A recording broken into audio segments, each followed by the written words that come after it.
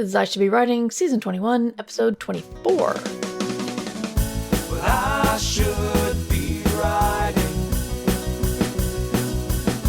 I should be working on my craft. I should be writing. I should be submitting my next draft. But I'm sitting home watching Doctor Who. Hi there, welcome to I Should Be Writing. This is a podcast for wannabe fiction writers. I'm your host, Mur. Been doing this for almost 22 years. It's 22 years next week. And I've been writing professionally since 2013. Why I didn't do math there for you, I don't know. We talk about writing on this show. We talk a lot about the feelings you have around writing, because if we're all honest with ourselves, the feelings we have about writing are the things that slow us down the most. What I've been working on is actually trying to get an I Should Be Writing advent calendar up for you guys. Gosh, what have I released already? I've released the second installment of the Zesty a Boy detective noir stories. I made a 50% discount on my Patreon for everyone who wants to upgrade. I did something on... Oh, right, I'm giving away Cadwell Turnbull's trilogy. Still have not drawn for that, so there's still time to sign up for that. And all you have to do is follow on Patreon. You don't even have to pay me. You just have to sign up on Patreon and agree to get my newsletters. And that's who I'll be choosing my winners from. But that's been a lot of work. A lot of work on Canva, a lot of work making sure everything looks good. But I've kept with it for almost 4 days. Today's the 4th day. So I'm going to need to make sure I focus and get that done. Because today's is a peek at my current work in progress. And my current work in progress is a lot of fun. However, it's also, I kind of write whatever scene I want.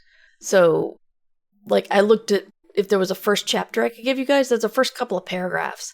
And then there's another kind of story told in another part of the book, in another paragraph, and then a flashback. And I'm just don't know if I need to give chapter 1 or just one of these snippets.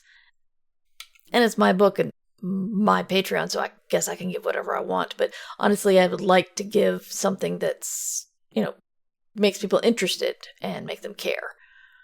That's what I've been working on. My brain's going a ton of different directions, but I'm having fun. I do have a small deadline on the 8th, and I'm waiting for my edits to come back for my novel, and I don't know when that's going to happen. Before I get started on today's topic, I do want to talk a little bit about AI. And this is not the usual soapbox rant. I consider it an easy way to find AI communications. A lot of people say that, like, M-dashes. AI uses M-dashes a lot. So clearly, if there's a lot of M-dashes, it's AI. Well, I mean, I've been using M-dashes much longer than the large language models have been around. But I got an email yesterday that it had an adjective in front of every important noun. Every single one. Including calling me an esteemed author. And it looked like a request for movie option rights. But I read it and I'm just like, this does not sound legit. There's too many flowery words, too much blowing smoke up my butt. That I've had movie options before. I know that the letters tend to come from people who sound like people. Not like they're, a kid with a thesaurus trying to write a book report. Thinking if they throw in enough adjectives, their teacher won't notice that there's nothing there. And I get this in publicist emails all the time. If you are a publicist and you're listening to this, already I know you're not going to send me an AI thing, because publicists usually send AI stuff. They send the AI to go find podcasts and then write up a pitch to them. And the only way I know this is because they clearly don't listen to my show at all. So what they do is they go out and say, go look at this podcast and sum up their latest episode. And the large language model does that. And so then it writes another book report. The episode you had on X was very Y, and I think it would really resonate with Z readers. And then they promote someone who's not anyone like I ever have on my show, ever. So I know they're not listening. But if you know somebody who thinks this is a good way to get podcasters to pay attention to them, it just pisses them off. Maybe I'm in the minority. Maybe it doesn't piss everybody off, but it pisses me off. If you're not going to do the legwork to find out if my show is right for your client, why should I do the legwork to help you? Because it's just taking time out from my day. But yeah, I didn't stream last week because of Thanksgiving. I will stream this week and next week.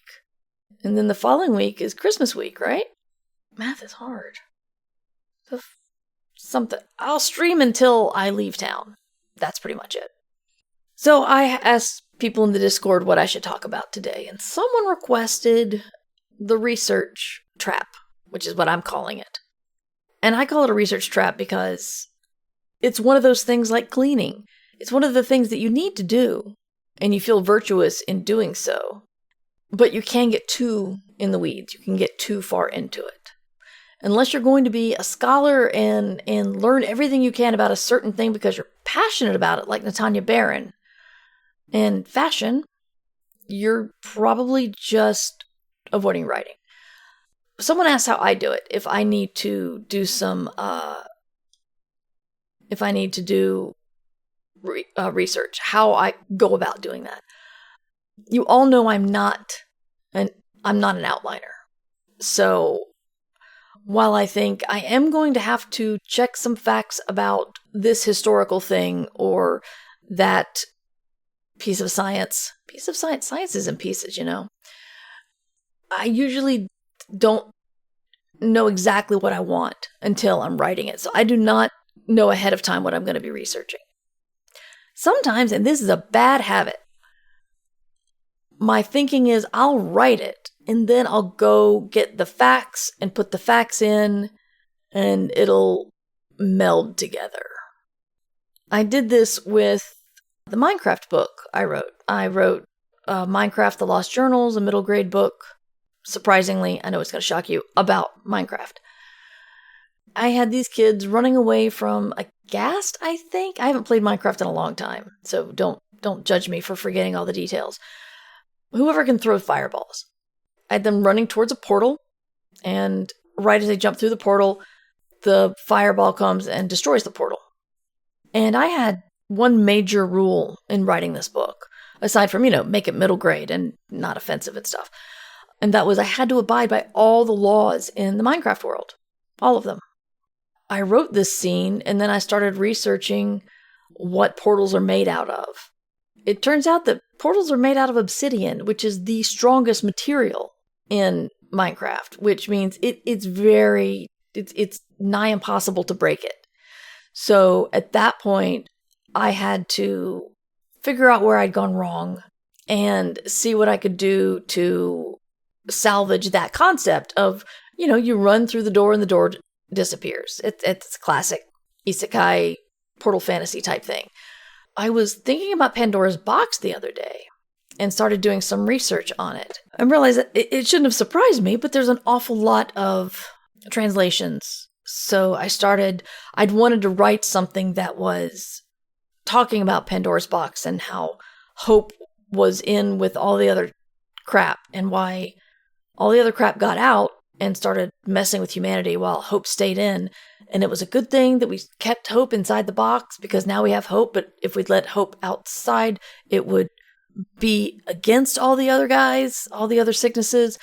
And then I discovered that the word that Pandora trapped inside the box has sometimes been translated as deceptive expectation.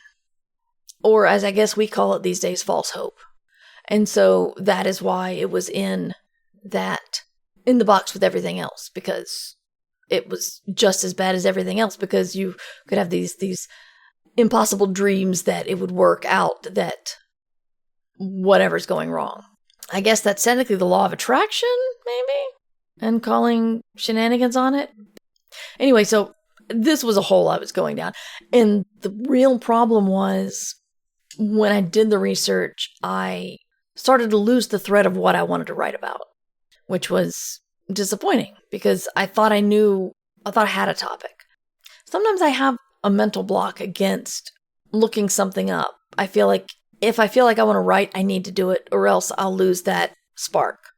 I've been trying to understand my reasoning behind some of the choices I make.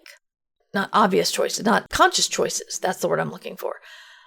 But things like, if I know I want to write about something that I don't know a lot about, I think I'm afraid if I research it, I will get bogged down in the weeds and whatever story's in my head will perish. Whereas if I get the story down and it's kind of wrong, and then I look it up, at least I'll have something that needs to be fixed. Sorry, as I said, my brain's not braining very well today. Or maybe it did brain well, it just stopped braining by the time I got done to the podcast. The actual advice part of the show, if you know what you want to research, you need to know your own brain. And you just need to look at the past and see what you did the last time you had to research something. Did you research it before you wrote? Did you research it while you were writing? Did the research make you not want to write anymore? And this is one of those things where I wish I could give you the end-all be-all advice. But I can't. Because it all depends on your brain and how it works. It's possible you may get all stuck in the weeds if you do too much. The one exception, and I don't know if this is even an exception, if you're a specific kind of science fiction writer, then you can research a whole lot and put everything you research in your book, and your readers will love you. But you have to be a very specific kind of writer, because there's not a lot of Stanley Robinsons in the world. Who else does that? Stan is the one that comes to mind immediately. Cory Doctorow does a little bit. I remember the description of all the kids going to Mars was really interesting. Describing in depth how the spaceship worked and how they had to turn around when they got halfway there so that they could start decelerating. I don't remember why they had to turn around and still be going the same direction, so like going backwards. But the way Cory described it was very interesting. That was called Anda's Game. No, wait. No, it wasn't Anda's Game. It was the other one. Martian Chronicles? I think so.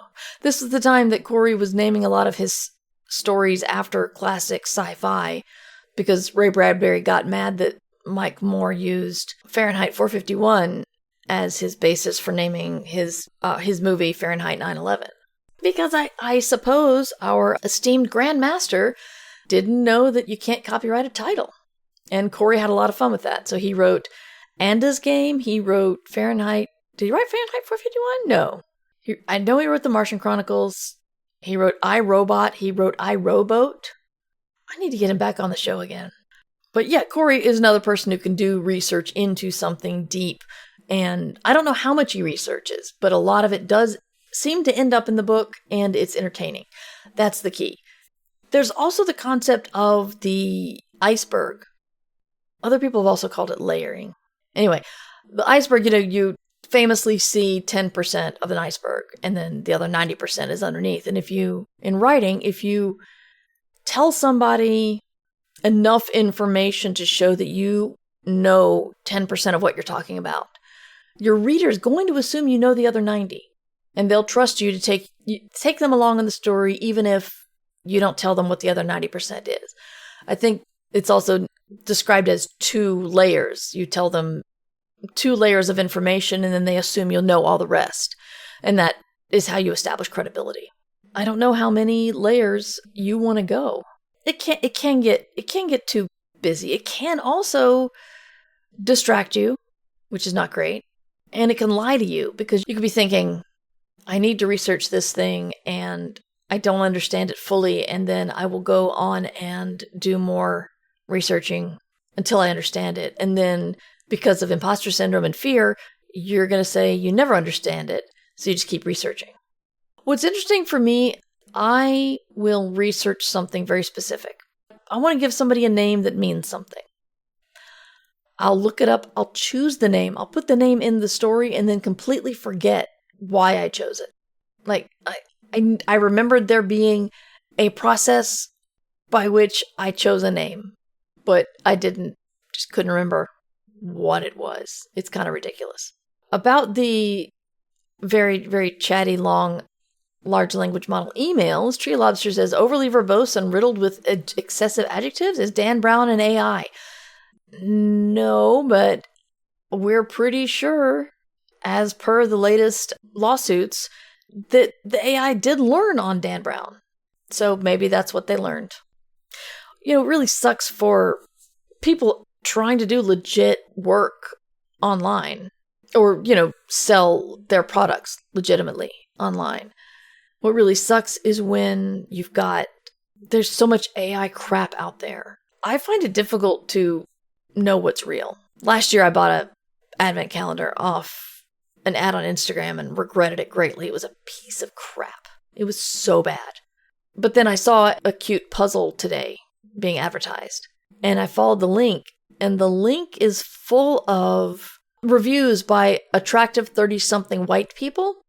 I'm not going to gender police anyone, but I am going to think that if you've got 3 or 4 instances of one gender's face being paired with another gender's name, we've gone beyond non-binary issues and we're just dealing with an AI just grabbed a name and put it with a face. And so after seeing that and seeing all of the reviews were pretty much the same language and cadence and rhythm, I got sad because I realized this puzzle probably doesn't exist. And it's sad. Or it's a piece of crap if it does. Does anybody in chat have any questions? I know I'm not terribly energetic today, and I apologize for that. Underpope bought a kaiju-themed advent calendar last year, and it too was a piece of crap. I'm so sorry. I've had good luck with the exit rooms advent calendars. We're doing 2 of those right now because we didn't finish last year's. So we're doing this year's and trying to finish last year's. Food and drink is almost always a safe bet, or at least in my experience. I got my husband a chocolate advent calendar, like a high-quality, fancy chocolate advent calendar for his birthday. Underpope's gotten exit room calendars for several years now. Cool. Yeah, Master of Malt in Britain has booze advent calendars that we've enjoyed. We didn't get them this year, but we found some pretty interesting drinks through just opening those. And I did take a chance and splurge on a stationary one. It's actually here. It arrived today. And I'm really hoping it's not a piece of crap. But it seemed to be actually endorsed and on a site of really cool things, a site that I trust. So we're going to hope. Oh, right. And the ink. Colorverse and Diamine both have advent calendars with inks in them. I've done them. I think I've gotten 3 years of ink. And I don't know if I've ever run out of any ink ever. Maybe some of my samples. But that's about it. And I actually made the very grown-up decision this year not to get an ink calendar, even though I wanted one really badly. And I know this is all moot because it's December 4th. And by the time you listen to this, it'll probably be mid-December at the earliest. But for next year, I can endorse anything by Lego if you like the themes Lego's putting out. Most food or drink, the ink from Diamine or Colorverse, and you can find those on most any fountain pen site. There have been a couple of places that endorse. They'll do reviews. And again, it's not like top 10 advent calendars from site top10.com or whatever. This is like Gourmet Magazine recommended its favorite advent calendars of the year. And so that's where I got the chocolate one for my husband. The boozy advent calendars seem expensive. Expensive is a weird word. It's like, are you saying that you don't want to spend X amount on an advent calendar, which is totally legit, or are you thinking that it's overpriced? Because it's, 1 dram per day of many different kinds, and several of them are rare. Christmas Eve is always going to be extremely rare. I remember, I think, about 10 years ago, my husband got a 50-year scotch in day 24. And so he saved that for his 50th birthday, which was the following year. But he said it was very, very good. So if you don't want to spend that much money, that's fine to me, expensive. But okay, not sure I want to spend that much on an advent calendar. But if you like that kind of discovery, I recommend it. It's how I found my favorite rum of all time.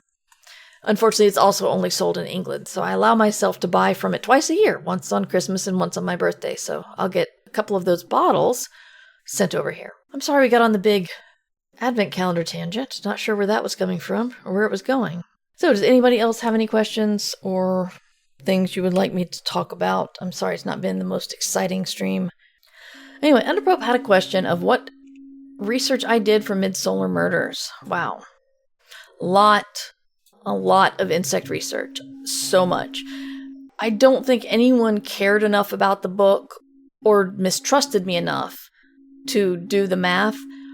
But in Chaos Terminal, there's a situation where a queen bee cuckoo sneaks aboard and takes over another hive. And so I learned how cuckoos did that, including the time it took them to start laying its own eggs that were viable males, the time for the males to hatch and then be raised, and then mate with the queen so she can start laying workers and other kinds of bees to take over the whole hive.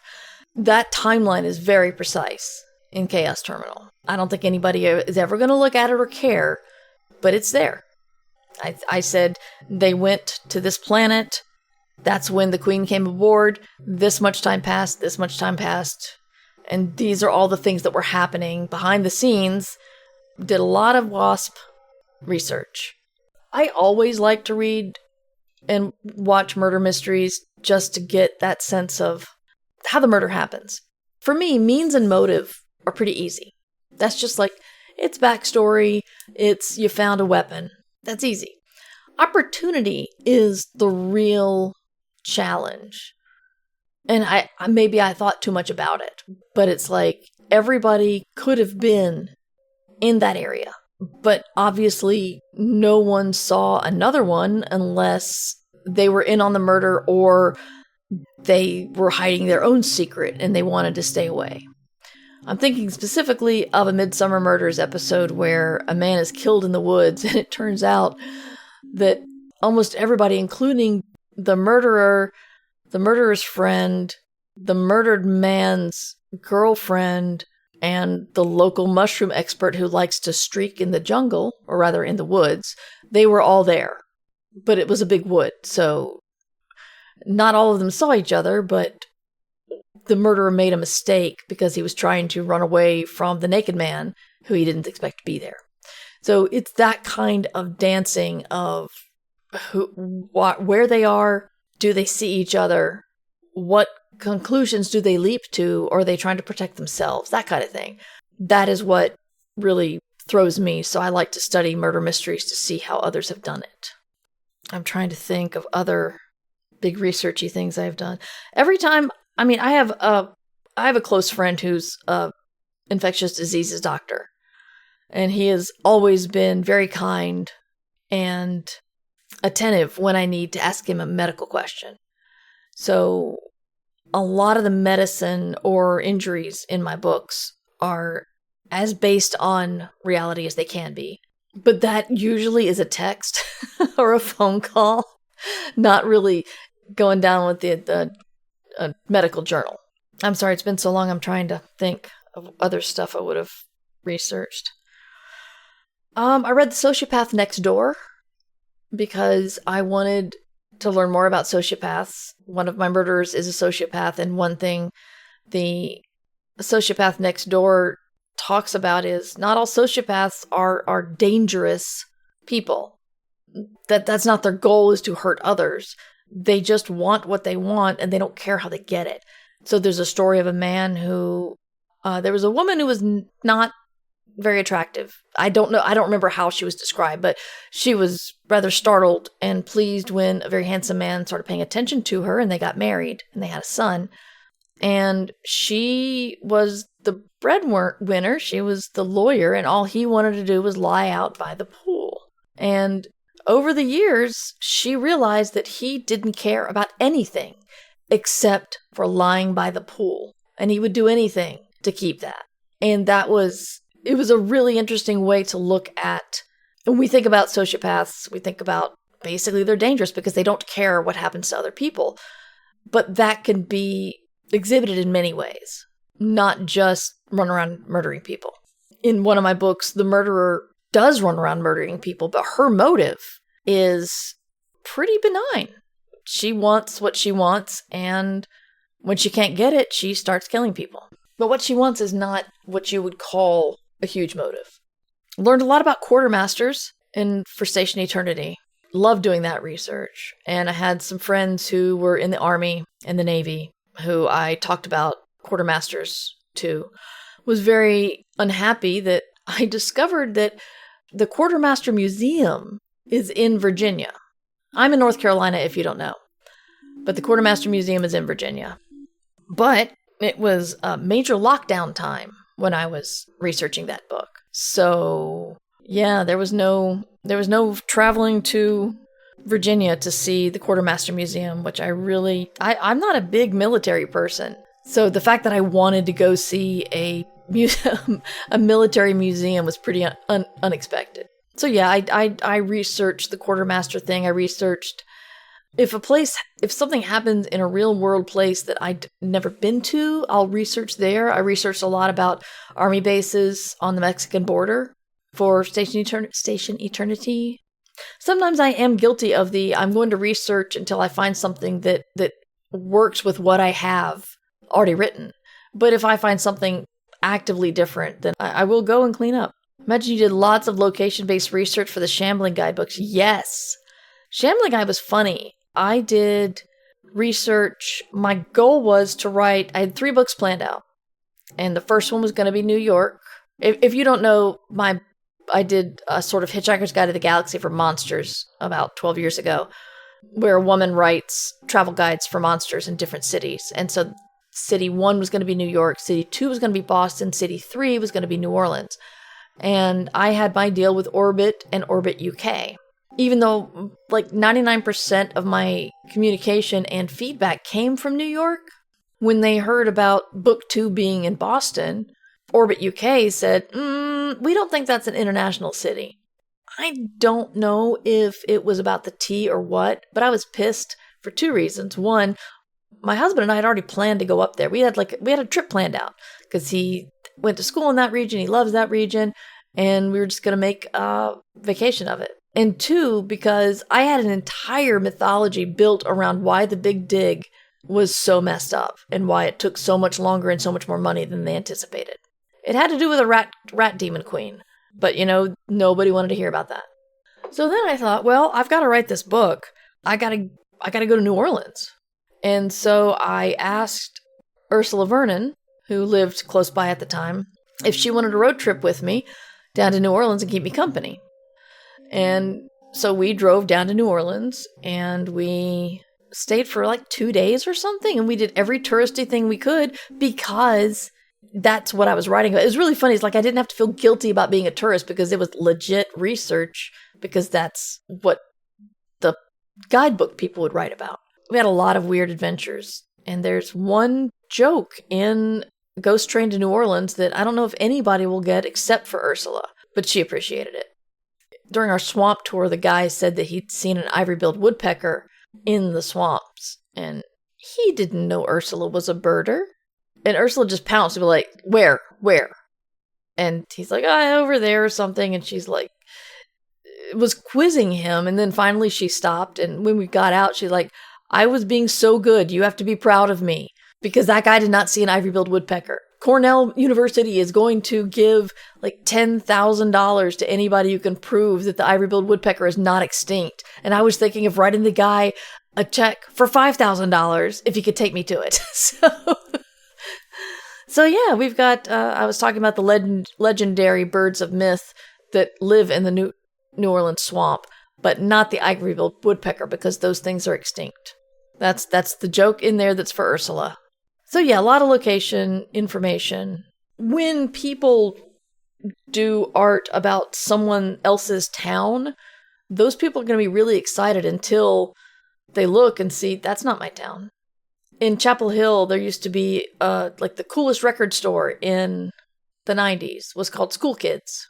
Man, I miss School Kids. Anyway, when they filmed Cape Fear, I think it was, they looked at the name School Kids and turned it into a children's clothing store.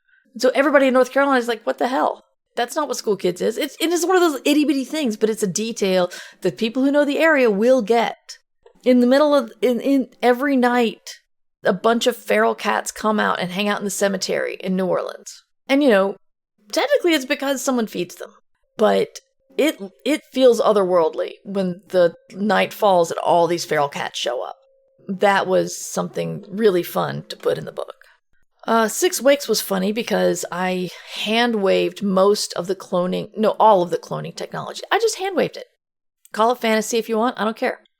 I did do research into different ways a spaceship could travel between the stars that's not FTL. Then I sent that chapter to a friend of mine who's an astrophysicist and asked her if this is, conceivable, theoretically. And she said yes. And then that was the first thing. The first review I got said that my space research was terrible. And also the blood in the first chapter of 6 Wakes is very bloody. And it's also in 0G. That was also the same doctor friend who was so excited to tell me what happens to blood in 0G, which doesn't feel like a lot of deep dive research I did, but I did get it from the so-called horse's mouth, from that, all the details in that scene. And for my current book, it's kind of weird because I'm doing fantasy, and you can pretty much do anything you want with fantasy because that stuff doesn't exist. But if you don't honor at least a little bit the myths, then those nerds will come after you too. Twilight made a ton of money, and so would I like to have Twilight success? Probably, but it does not change the fact that the whole sparkling vampire thing is ridiculous, and everybody laughs at that. So you can't go that far. So I've been doing research into various undead theories because there is a number of undead people in my book. It's not all zombies. Most important one is the Lich, because I have a character who's a Lich, and I need to figure out how Liches become, and hopefully not make it as super evil as D&D makes it. Yeah, I think that's it for me. I'm beat. But thank you guys for coming to hang out with me. We'll try to be more on time next week. We'll try to promote the stream next week. I'll try to do a lot of things next week. Next week, Mur is going to be so on the ball, you're going to be just astonished at how together she is. Thank you for listening and watching I Should Be Writing. If you would like to catch me live, I stream usually 3 p.m. Eastern Time on twitch.tv/MightyMur. If you want to get in on all the giveaways and special things I've got going on this month, join my Patreon at patreon.com/MightyMur. For now, you join for free and you can get everything. Everything I'm giving out for this Advent season is going to every free supporter as well as the paid supporters. And that's patreon.com/MightyMur. And blog and show notes are at murverse.com. And if you have any questions about writing or anything else, let me know. mightymur@gmail.com. That's me. And I'll see you next time. Until then, you should be writing. Thank you for listening to I Should Be Writing, the longest running writing podcast in existence. This episode was made possible by the Fabulous, who support the podcast via Patreon or Substack. Join the Fabulous at patreon.com/MightyMur or mightymur.substack.com. Theme music provided by John Anealio. Art provided by Numbers Ninja. And podcast hosting provided by Libsyn. This episode is released under Creative Commons Attribution Non-Commercial No Derivatives 4.0 license. You can find all of my books and podcasts at murverse.com. I should be writing. I should be submitting my next draft, but I'm sitting home watching Doctor Who. Yeah, I'm sitting home watching Doctor Who.